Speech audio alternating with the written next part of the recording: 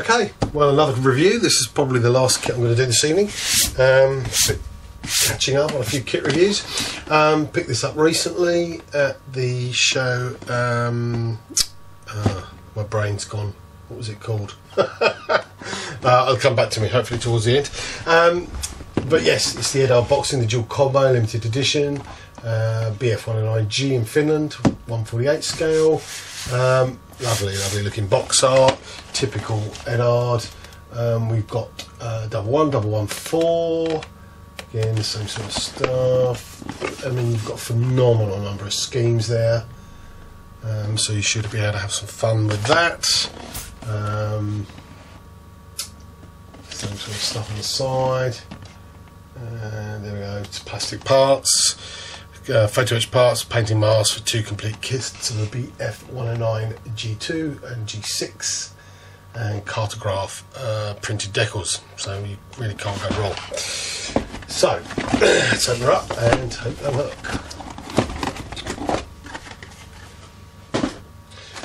So, we've got a fairly hefty instruction manual. Intro, usual type of thing. Let's bring this in a tiny bit. There we go. So yeah, intro. Then we pretty much crack straight on with the G2 first. Obviously, there's quite a few parts here you're not going to use because of the different versions. Obviously, you're getting 2 sets of photo etch because you've got 2 versions. You get 2 sets of masks. Paints pretty standard, Mr. Colour Aqueous. Paints, but they do the RML numbers, so it should be fairly easy to match up with whatever brand you prefer. Then we really crack straight on with the cockpit. Obviously we've got photo etch belts, which is nice. You know, pretty quickly comes together, photo etch, and then no engine in this one. Obviously you have to buy the separate Brazin engine if you require, want to shut up your engine.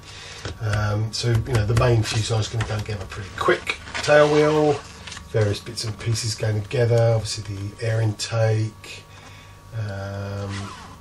tail, horizontal stabilisers, etc. Then we're going on to the wings going together. There's obviously some masks for the lights, flaps, etc. on here. Then we've got some intakes,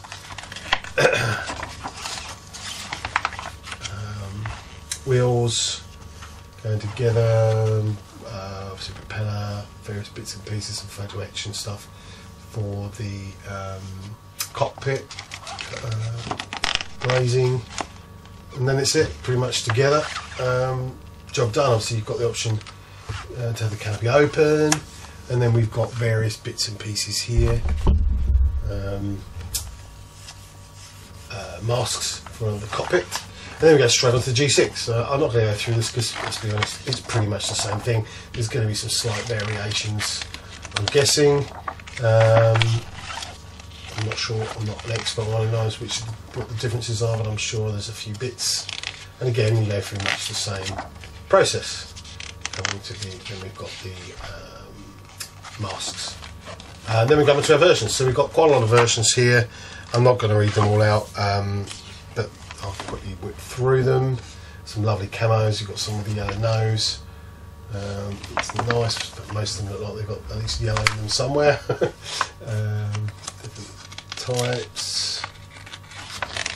Some really interesting camo. Some quite challenging camo if you want to go for that. It's nice. There we go. Quite similar. And then obviously we've got the interesting. Some of the more common ones. We've got the one with the bat on it.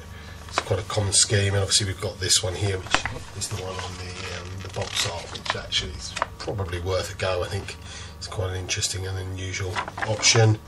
And then we've got extension positioning, fairly standard. So that's that. That's the instructions. I won't open every sprue because obviously we've got to have quite a few duplicates. These packs, you've just basically got 2 of the same packs for all the bits and pieces. So I'm going to take these bits out and then all back on in there. So probably very little point in opening that one. In fact, let's go through the bits and bobs first, get them out of the way. Again, I don't think there's really any need to take these out of the wrapper. As you can see, they're quite clear states that's the G6 variant, and then we've got the G2 variant there. I'm not sure, there's obviously some subtle difference because of the placing of the parts, but it looks much the same to me. But there's obviously some slight differences. So that's your photo, which is just colour for the cockpit. Again, masks. I think most of us are familiar with EDUARD masks if we've ever done an EDUARD kit. And again, we've got two types of glazing, so I'm going to put one of those in there. We've then got our decal sheet. I think we probably should get this look, because obviously it's one of the significant things of this kit. You've got your separate. It's lovely that they wrap these up so well, but it makes it quite difficult to get them out, and certainly almost impossible to get them back in again. So we've got a little stencil sheet produced by EDUARD, actually made in the Czech Republic. Never had a problem with these decals, they look pretty good to me. I'm sure they'll be absolutely fine. Okay. And then obviously the all important sheet for cartograph, beautifully glossy, fantastic colours, as you can probably see. You've even got instrument dials there if you want to use them. If not, then go in your spare box. Certainly I've got a couple of Airfix 109s in my stash, which probably these would work with and do a better job of, you know, maybe their decals or something else, I'm not sure. But yeah, they're lovely, look really good. I don't think you're going to have a problem with those, so let's get those out of the way. Okay, let's start with the main wings and fuselage. Again, we've got obviously quite a few duplicates here, so wow. So obviously, you know, up to EDUARD's usual high standard here. We've got some lovely recessed rivets and panel lines. It's covered in rivets actually. Slight shame that this isn't separate, because you can almost guarantee that that is going to get knocked off. We've then got our bottom here again, you know, the tension level of detail. Sorry, let's come back a bit with that. As you can see, the detail is fantastic. So that's that sprue again. This is just a duplicate. We seem to have another one here, so we've actually got 3 sets of wings. And then we've got our main fuselage. Obviously, I'm guessing are exactly the same. Oh no, see, obviously these are subtly different. So for obviously there's a difference in the tail, I'm guessing. So again, we've got beautiful. There's a lot of, again, there looks to be quite a lot of mould release agent on this. There's something that's quite greasy. So I would suggest a good wash in soapy water before you start painting those. But again, the detail is excellent. It's all beautifully riveted, subtly, not too heavy. Nice. We've got a little bit of cockpit interior detail there and there.